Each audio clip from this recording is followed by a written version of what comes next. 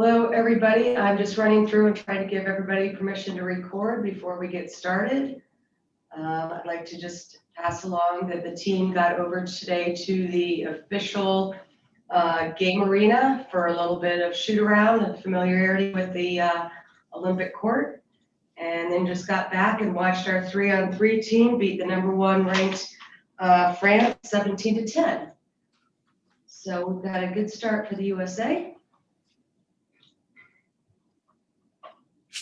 And if you've got questions for Coach Hughes, please feel free to start raising your hand, and I will get to you very shortly.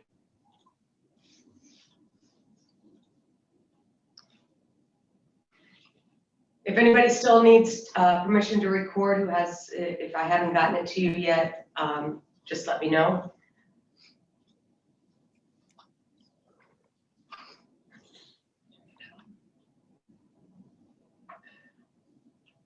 And again, use the raise hand function, and we'll get started.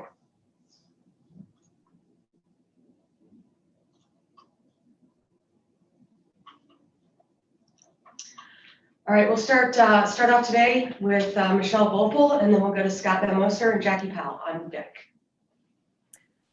Hey, Dan, I wonder if you could give us an idea, with this squad, what you've seen in terms of their progress. We talked to the players about just how they've come together through the two losses and then beating Nigeria. How do you feel they've done, and then including that, having Diana back in practice?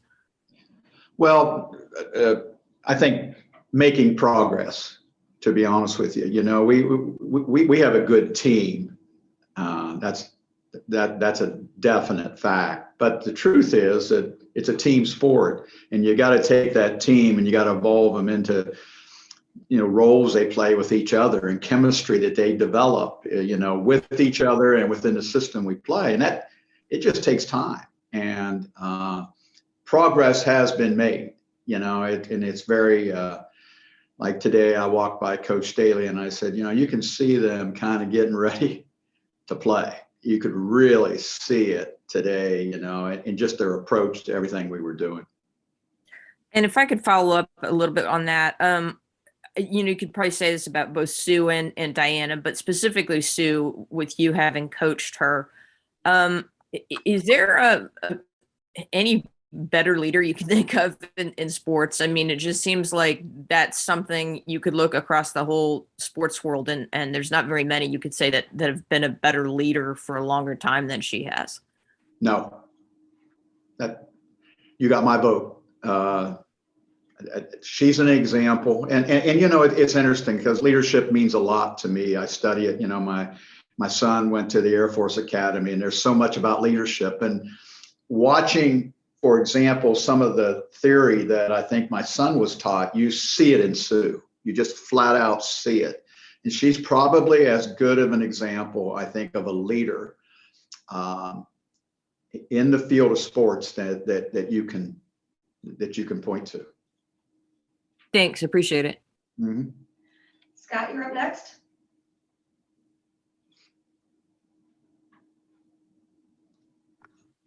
Hello, Coach. Yes.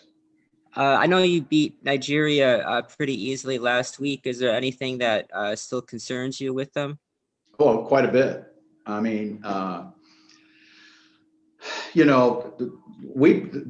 time before when we played in a qualifier against Nigeria, we were very fortunate to beat them. We were down 16 at half. So, every game's going to be unique, and they have the ability to play in big streaks. They can cause turnovers and they score off of your turnovers. So, we took care of the ball pretty good in that game, and that will be important again. But the truth is that we have to make sure that our offense contributes to our ability to be able to defend Nigeria, because if Nigeria is playing out of their defense, they have the ability to play at another level. So we've got to have a good offensive game as well as a good defensive game, to make sure that there's not a lot of streaks in this game that Nigeria can take advantage of. Okay, thank you. Mhm. Jackie Powell? Hey, Dan. Thanks so much for taking the time. This is Jackie Powell from Bleacher Report. I'm curious amid all of the WNBA prospects in this Olympics. So, that includes draft picks who might have deferred to develop overseas, or even those who upheld national team commitments instead, and even highly touted college prospects. How did their performances in an event like an Olympics determine WNBA readiness for front offices that might be watching?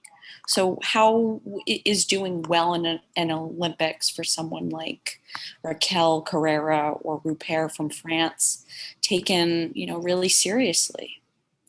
Oh, I've seen it play out in this. I'll give you two examples. I've seen it play out as Stu Indoor went to the Olympics, and I'm wanting to say maybe 2016 with Spain, and I believe it was Spain. And I had coached her. She was only 19 or 20 at the time, and was going through some, adjustment into the WNBA.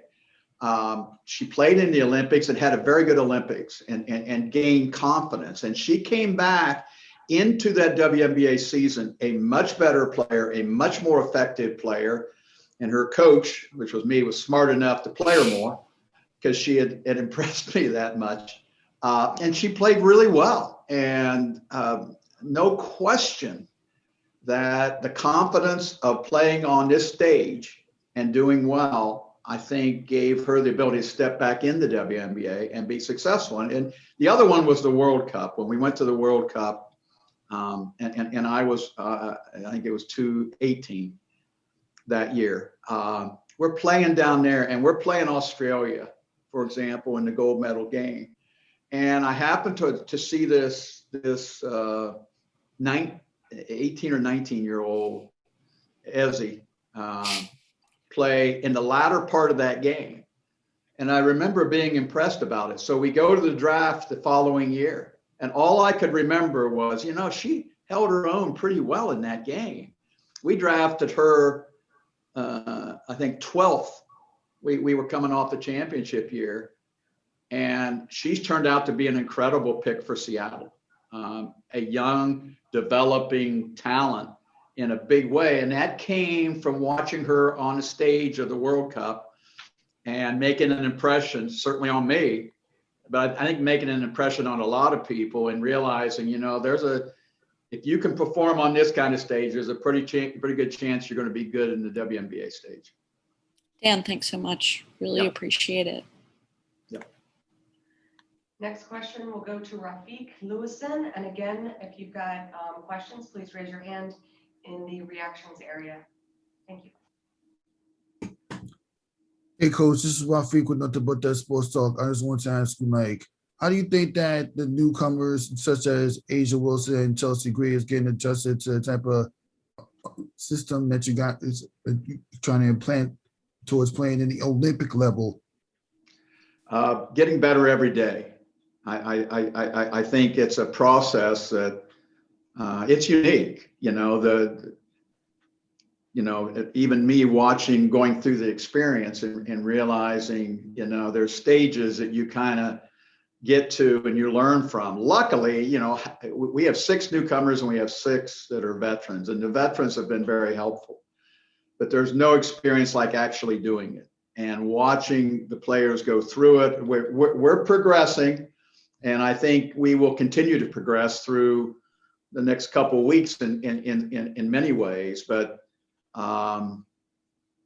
you can have a picture in your mind, but until you walk that walk, I don't know if that picture is as clear as I'm seeing it become now for these new players.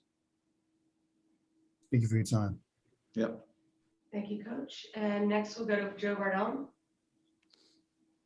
Hey, Coach. You just mentioned 6 newcomers and 6 vets, and I know in some of the past Olympics and World Cups, you've had somewhat of a mix. But I guess 2 questions. Is this more of a mix than usual? Do you have more newcomers than you normally do?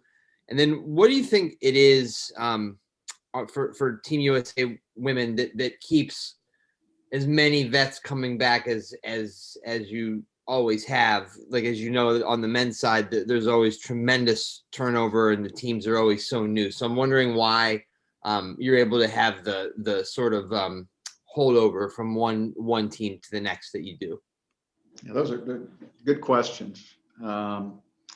Let's talk about the participation, I think, of the women. I think it's been such a quality experience that when they talk to their peers about being part of the Olympic teams, the World Cup teams, and when they talk to their peers, they're like, wow, this is something I want to do and I want to do again. And part of the reason of the success is that, we've been fortunate to have a number of really good basketball players put on the United States uniform. But when they put it on, they've done a great job of saying, okay, what do you need me to do on this team? Not so much, here's my strength. They're a little bit more like, okay, what can I do to make this team whole? And when you got talented players that are willing to sacrifice and do what's needed to just win, that's a place where a coach feels pretty good. And I've seen that repeated and repeated and repeated, with the United States team. And so that combination of things, the ability to, okay, what do you need me to do? I'll do it. And that selflessness, I think, goes a long way in the sport of basketball. It's a process, but it's a winning process. Thank you very much, Coach. And thank you all. We'll have Brianna Stewart coming in next. Take care.